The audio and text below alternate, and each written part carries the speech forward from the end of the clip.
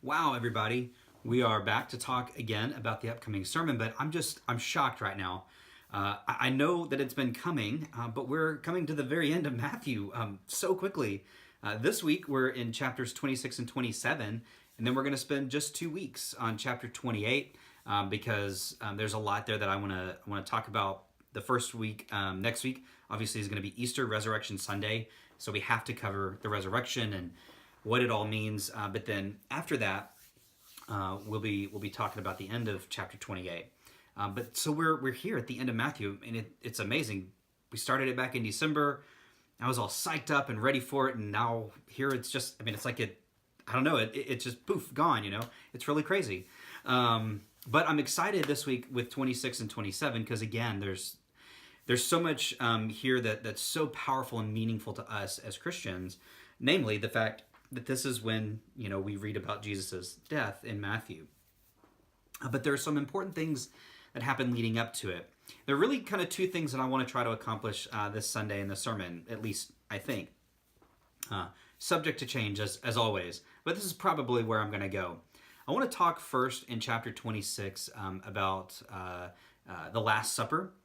What's going on there? Why is that such a pivotal moment, and why does it become such an important thing, something that we do every week by remembering it, by commemorating it when we partake of communion, of the Lord's Supper? Why did this moment become such a pivotal event for the earliest Christians, for the disciples to take and say, okay, this was really key. We're going to take this and we're going to continue to do it because there's so much there. But the second thing I want to do is spend a little bit of time looking at the death of Jesus. We can't escape it, right? I mean, it's sometimes I even become numb, desensitized to the reading of it because I've read it like you so many times in my life that when I read it, I almost just kind of pass it over at times, and I don't want to do that.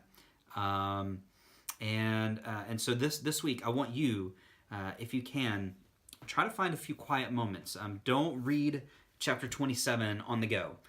Sit down, get in your comfy chair or whatever it is, and spend a few minutes reading that chapter and trying to feel the emotion of what that event might have been like.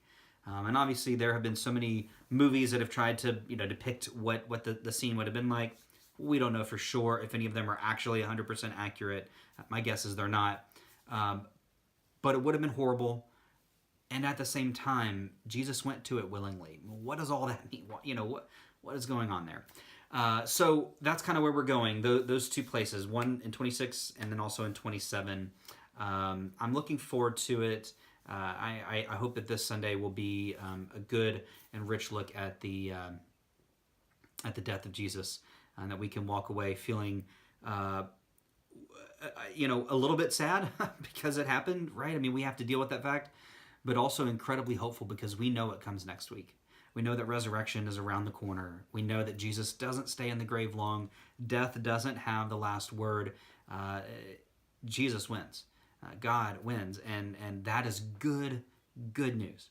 So that's where we're going this week. That's what we're going to talk about. I'm excited. I'm also a bit sad because we're coming to the end of Matthew, but that's okay too. It's been a great study, and I hope that you have been, I hope that you have benefited from our time looking at it.